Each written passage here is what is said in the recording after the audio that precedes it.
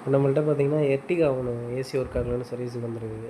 இது என்னன்னா, AC cooling ஒரு ஆவரேஜா தான் இருக்குது. நைட்டில் நல்லா ஈவினிங் டைம்லலாம் கூலிங் இருக்குது. ஆனா, பகல் டைமில் டே டைம்லாம் அந்தளவுக்கு கூலிங் இல்ல அப்டின்னாங்க. செக் பண்ணிட்டோம். வாங்க வீடியோக்குள்ள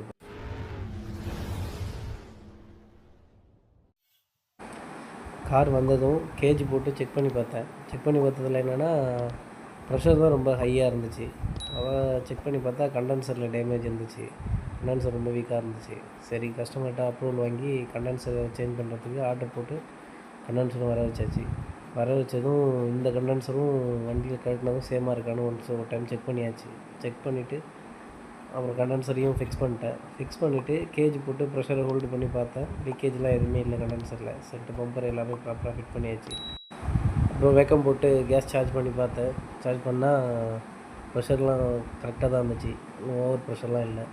கூலிங் செக் பண்ணால் கூலிங்கும் 6.5 அந்த ரேஞ்சுக்கெலாம் கட் ஆஃப் இருந்துச்சு. இப்போ கஸ்டமருக்கு நீட்டாக டெலிவரி பண்ணியாச்சு.